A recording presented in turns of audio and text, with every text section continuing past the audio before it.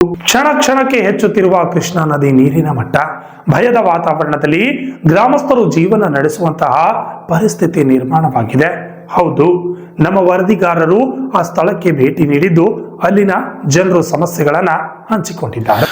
ಮಹಾರಾಷ್ಟ್ರ ಘಟ್ಟ ಪ್ರದೇಶದಲ್ಲಿ ಧಾರಾಕಾರವಾಗಿ ಬೀಳುತ್ತಿರುವ ಹಿನ್ನೆಲೆ ರಾಯಬಾಗ ತಾಲೂಕಿನ ಕುಡ್ಚಿ ಮತಕ್ಷೇತ್ರದ ಕೃಷ್ಣಾ ನದಿ ದಡದಲ್ಲಿ ರೋವಾ, ಕುಡ್ಚಿ, ಗುಂಡವಾಡ, ಶಿರಗೂರು, ಕೇಮಲಪ್ಪ, ಸಿದ್ದಾಪುರ ಗ್ರಾಮದಲ್ಲಿ ಕೃಷ್ಣಾ ನದಿ ನೀರು ಅಪಾಯದ ಮಟ್ಟ ಮೀರಿ ಹರಿಯುತ್ತಿದ್ದು, ಈಗ ಮಹಾರಾಷ್ಟ್ರದ ಘಟ ಪ್ರದೇಶದಲ್ಲಿ 2 ದಿನಗಳಿಂದ ಮಳೆಯ ಪ್ರಮಾಣ ಕಡಿಮೆಯಾಗಿದ್ದರೂ ಕ್ಷಣ ಕ್ಷಣಕ್ಕೂ ನೀರಿನ ಪ್ರಮಾಣ ಹೆಚ್ಚಾಗುತ್ತಿದೆ.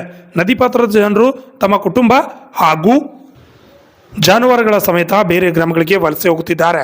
ಕೆಲ ಗ್ರಾಮಗಳಲ್ಲಿ ಮನೆಗಳು ಜಲಾವೃತಗೊಂಡಿದ್ದು, ಜನರು ರಸ್ತೆ ಮೇಲೆ ಜಾನುವಾರುಗಳ ಸಮೇತ ರಸ್ತೆ ಮೇಲೆ ಭಯದ ವಾತಾವರಣದಲ್ಲಿ ಠಿಕಾಣೆ ಹೂಡಿದ್ದಾರೆ. ಕೇಮಲಾಪುರ ಗ್ರಾಮದ ಯುವಕ ಸುರೇಶ್ ಗೋರ್ಪಡೆ, ನದಿ ನೀರು ದಿನದಿಂದ ದಿನಕ್ಕೆ ಕ್ಷಣ ಕ್ಷಣ ಹೆಚ್ಚಾಗುತ್ತಿರುವುದರಿಂದ ತಮಗಾಗುವ ಸಮಸ್ಯೆ ಬಗ್ಗೆ ನಮ್ಮ RJ32 ಕನ್ನಡ ನ್ಯೂಸ್ ವಾಹಿನಿ ಜೊತೆಗೆ ಹಂಚಿಕೊಂಡಿದ್ದಾರೆ.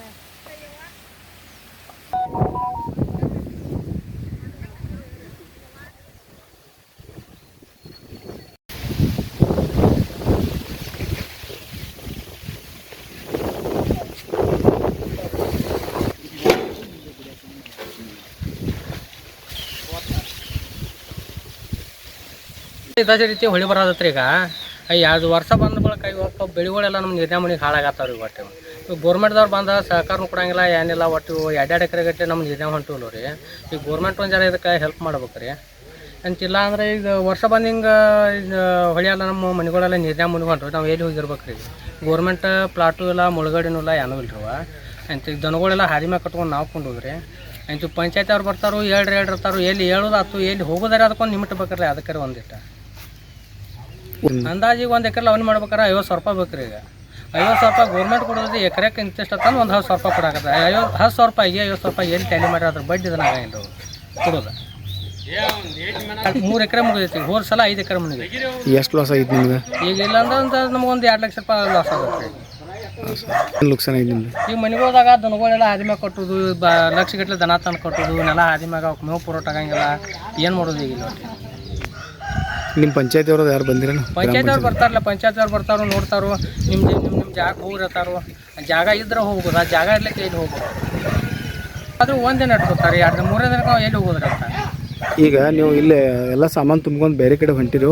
ಈಗ ಇವತ್ತು ರಾತ್ರಿ ನಾವು ನೈಟ್ ಜಾಗ ಬಿಡ್ಬೇಕ್ರಿ. ಈಗ ಈ ನೀರು ಇಂದ ನಮ್ಮ ಮನ್ಯಾಗ ಒಳಗೆ ನೀರು ಹೋದತ್ರಿ. ಈಗ ನಾವು ಈಗೆಲ್ಲ ಸಹಜಲ್ಲಿ ಅಂತದ್ದು ತುಂಬ್ಕೊಂಡು ಹೋಗಿ ಹಾದಿ ಮ್ಯಾಗ ನಿಲ್ಲೋದು ಆದತ್ರಿ. ಈಗ ನಾವೀಗ 10-11 ಜನ ಅದ್ರಿ ಈಗ ನಮ್ಮಲ್ಲಿ. ಎಲ್ಲ ಸಟ್ಟನ ಹೋಗ್ಬೇಕು ಕರ ಎಲ್ಲ. ಈ ಕೆಮಲಾಪುರ ಗ್ರಾಮ ಪಂಚಾಯತ್. ಕೆಮಲಾಪುರ ಗ್ರಾಮ ಪಂಚಾಯತ್ ಅವ್ರು ಇನ್ನೂ ಯಾರು PDO ಗಿಡೋ ಯಾರು ಬಂದಿಲ್ಲ ಇಲ್ಲಿ? PDOದವ್ರೆಲ್ಲ ಬಂದು ಹೋಗ್ಯಾರ.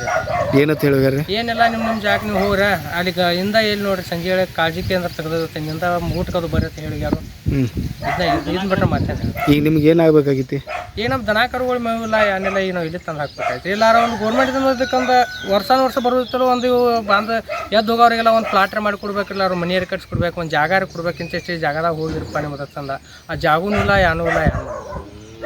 ತಮ್ಮ ಹೆಸರೇನು ರೀ? ನಮ್ಮ ಹೆಸರು ಸುರೇಶ್ ಅಂತ ರೀ. ಪೂರ್ಣ ಸುರೇಶ್ ಗೋರ್ಪಡೆ.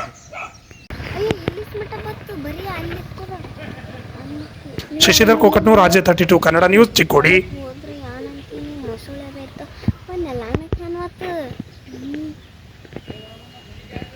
ಅದೊಂದು ಮನಿ ಐತ್ಲೆ ಅದ್ರ ಪರಿಚಯ ಅನ್ಸತ್ತ.